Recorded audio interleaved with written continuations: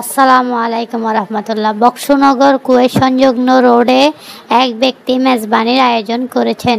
Mezbani package নিলে 1250 টাকা দিয়ে চানার ডাল, গরুর মাংস এবং নলার ঝোল এবং মেজবানি আয়োজনও রয়েছে। আসসালামু আলাইকুম। আপনাদের তো রোববার থেকে স্টার্ট, এই ব্যাপারে মতামত ইনশাআল্লাহ 23 তারিখ উদ্বোধন করতে যাচ্ছি। 23 তারিখ উদ্বোধন করবেন। আমি সিটাঙের ভাষা বললে মনে হয় ভালো হয়। বলেন, অসুবিধা নেই। তো আমি সিটাঙে মেজবানির খানা দোকানের নাম আমার।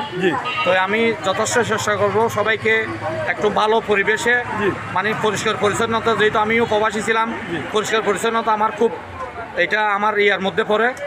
যেহেতু আমরা সবাই মুসলমানের একটা অঙ্গ পরিষ্কার পরিচ্ছন্নতা।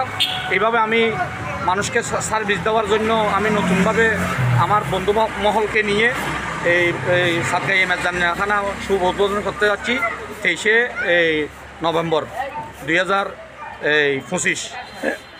আপনাদের এখানে প্রতিদিন কি আমরা প্রতিদিন গরু জবাই করব। আমাদের গরু অলরেডি সংগ্রহ করা আছে, দেশি জব করে, মানে এই ভালো বস্তি আছে আমাদের কাছে।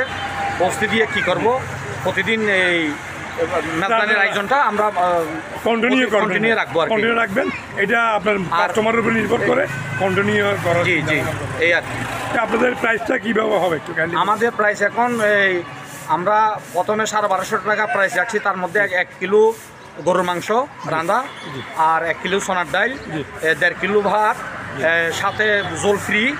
এবং আরও চেষ্টা করব যে আরও ভবিষ্যতে আরও মানে যে সাশ্রয় মূল্যই যেভাবে মানে মানুষকে বিতরণ করা যায়, খাওয়ানো যায়, চেষ্টা করব যে আরও কি ভালো উদ্যোগ নেওয়ার জন্য। এই যে চট্টগ্রামবাসীদের ম্যাচ জানার জন্য এখানে আছে, এইটাই আপনার কথা? ওইটা আমাদের ডাইরেক্ট সে বিয়েতে চিটাংবাসীরা বিয়ের দাওয়াত বললে যায় না, ম্যাচ জানিতে লাইন ধরে।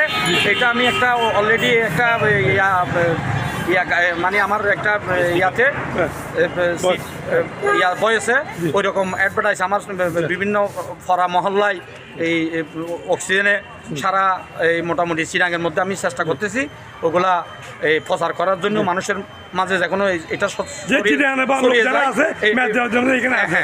আধুনিক সুন্দর ভালো এবং মরিচ মশলা আমি নিজেই মিল থেকে নিজে দাঁড়াইয়া সংগ্রহ করি। এগুলো সুরাইয়া আমি কি করছি, অনেকজনের বেন্ডু সহ সুরাই আমার বস্তি বলছে যে ওগুলো হবে না, কেননা ওগুলো সোভা হবে, নিজস্ব প্রোডাক্ট আমি করতেছি। এবং ভালো এই যেভাবে মানুষ খেয়ে সুস্বাদ ভোগ করে ওইভাবে আমি চেষ্টা করতেছি। ধন্যবাদ আপনাকে, থ্যাংক ইউ।